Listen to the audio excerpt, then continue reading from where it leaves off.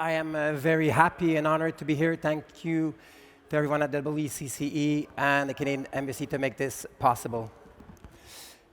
Today, I will be speaking about my entrepreneurial journey and how we were able to adapt in an ever-changing media landscape over the last 20 years. I remember when I started in 1999, we used to shoot film and take that film and bring it to the shop and have it brought back to the studio.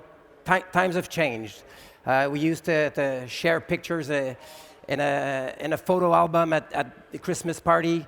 We don't do that anymore. There used to be a few photographers. Now there's about 6 billion people who have smartphones in their pockets, and we have 6 billion photographers. Today I will speak about this journey I've been doing for 22 years now, founding Lilوا in Montreal in 1999, and 2 years ago, a few weeks before pandemic, joining Irregular, this new media art studio. So I'll talk about both one after the other. Lilوا is a talent agency and an integrated production house based in Montreal, Canada. Basically, we rep Canada's most progressive talent. We create high-impact visual content. We believe in the journey. It's very important for us to live and appreciate every moment of a photo shoot and of a film shoot. And photography is our core. We're image creators. Before I go further, I'll show you a quick demo which will let you know and dive into our world and understand what we do.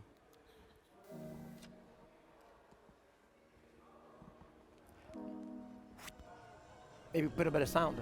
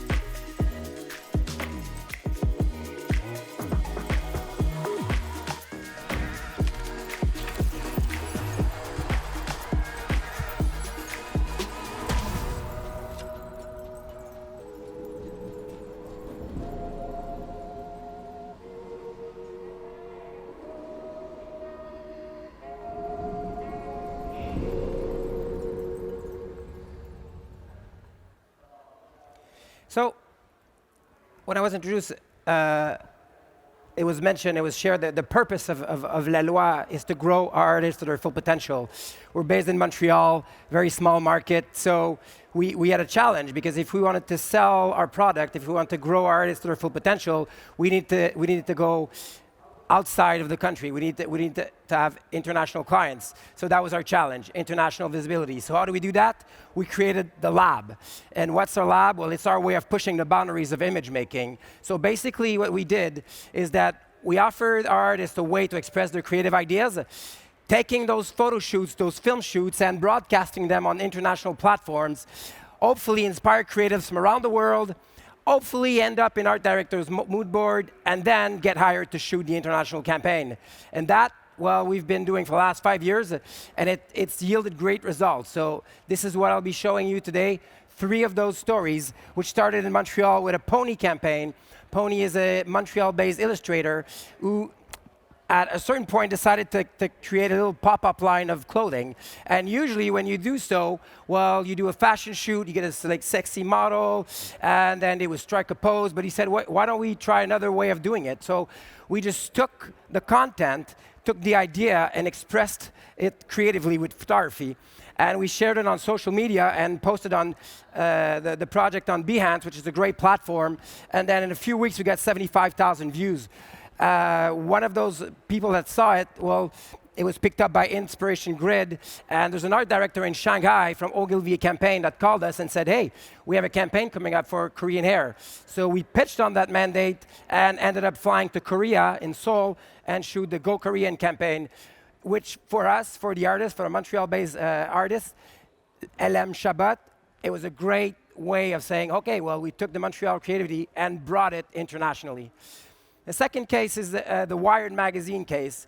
Nick Myris and Camille, two of our amazing artists, worked on a series of images that we call deconstructed maps. Super simple, plexiglass maps, and we published it on social media. It was picked up by a magazine in Germany called Form. They had this special issue on design and mathematics, so they asked us if they could use it on the cover. That picture was seen afterwards by the people at Wired in California. They gave us a call and said, hey, we saw what you did with Form magazine.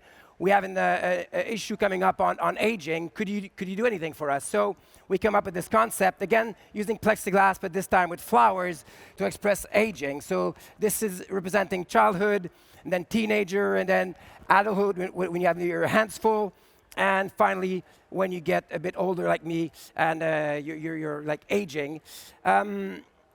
So for Nick, getting those pictures initially created for self-purpose, having them published in Germany, getting contract with Wired magazine, ending up on their website, getting press, local press, getting a feature on Behance, you know, that's a great success story. And for a photographer to achieve that kind of result, it's very, very satisfying. Even ended up on Trendland, which is a very remarkable platform on which to present artistic project. The third story is Club Palazzo. Again, Nick, which was acting as the OP, Camille, which was acting as an art director, in Caravan. Basically, Caravan, they're a design studio, they're production designers, and they wanted to try to give a shot at becoming film directors. So how do you do that? Well, you can try to make your way, do a few music videos. So we said, why don't we do a high-impact film and showcase that film and try to get visibility out of it? So I'll show you the film, and then I'll explain you the story.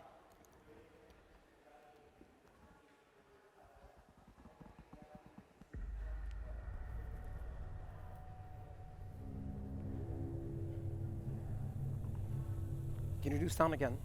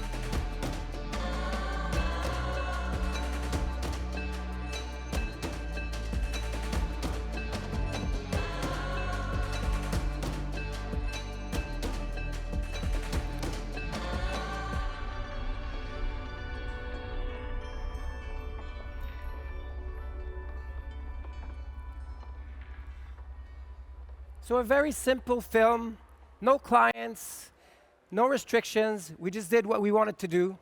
The film got amazing visibility. We went to present it in China. We were lucky enough to be featured on Nowness. Got over 2 million views. People are wondering, is this something that was made in camera? Is this CG? Everything was made in camera. And what happened afterward is very fantastic because Caravan, Jean Constant and Francis got to shoot a SNCF campaign, which is the train company in France.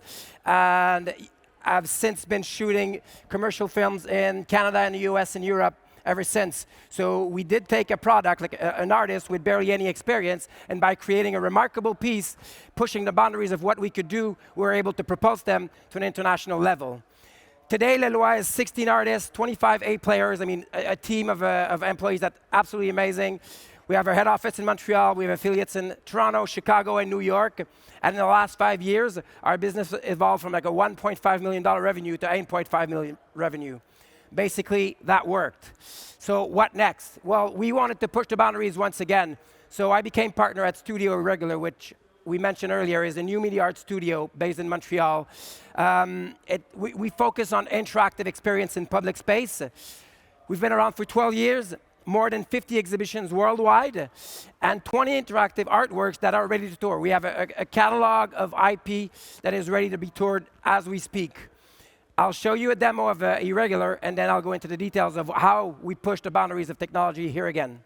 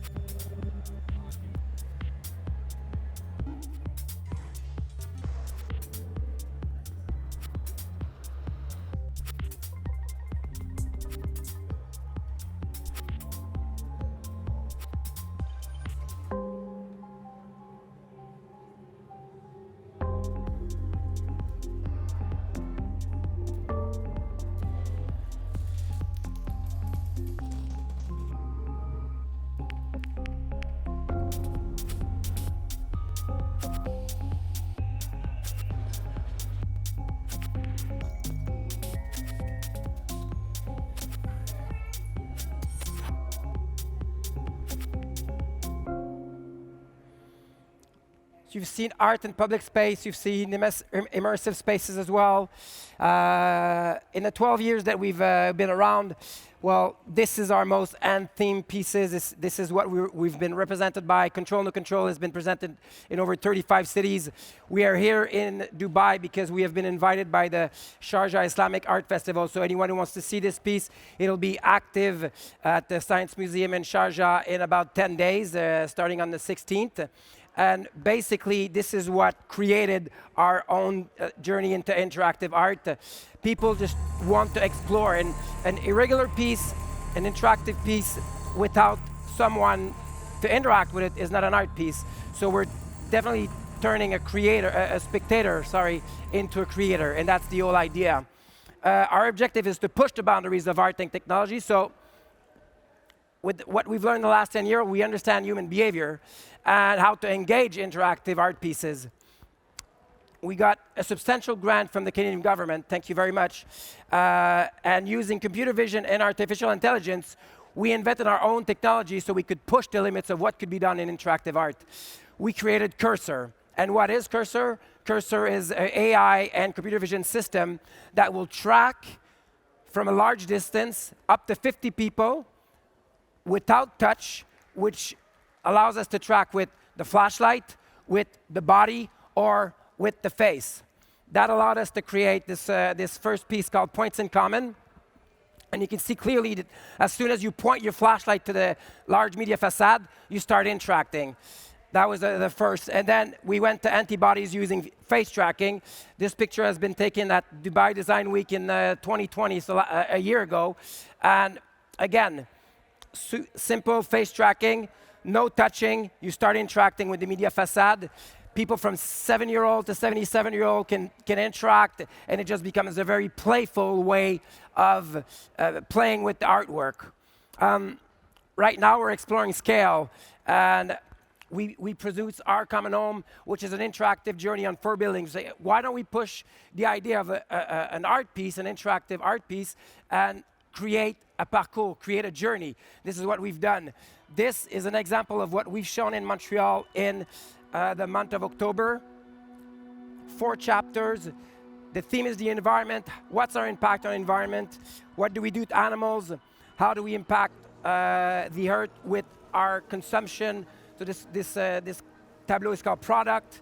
How do we have an impact on the global warming? This tableau is called Icebergs. And finally, what do we pay attention to in Telescope? Do we pay attention to the mundane, less important subjects, or do we pay attention to the very important subject of environment and how we can have an impact on helping this planet staying healthy for us for the future years?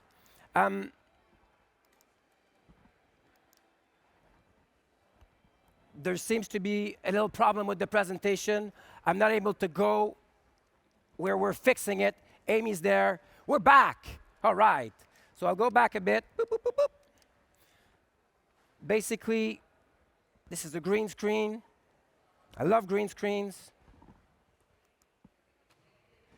So what I will go on doing without the slide is that basically we have 2 formats. We can either do architectural projection like we did in Montreal, or we can do LED monoliths. Danielle, the creative director, and I were in Chicago 2 weeks ago to launch Our Common Home at Navy Pier. So 4 self-standing monoliths, like those one here. The show started like 10 days ago. We'll go on till after Christmas, and hopefully, so world premiere in Montreal in October, US premiere at Navy Pier in November, and hopefully we're trying to get approval from the World Expo, but it's looking like this is going to happen for Canada Day, maybe in January, to be confirmed here in Dubai at the World Expo. What is the future for us? Well, basically, we're diving into the metaverse and Web 3.0. We're working on creating an NFT art gallery in a virtual world. And the idea is to create an ecosystem of like-minded people and exploring ways to fund art projects, to give more power to the creators, to help them explore their creativity, push the boundaries, and hopefully build a community that empowers the creators. This is opening spring 2022. Voila, that's it for me. 3 key takeaways.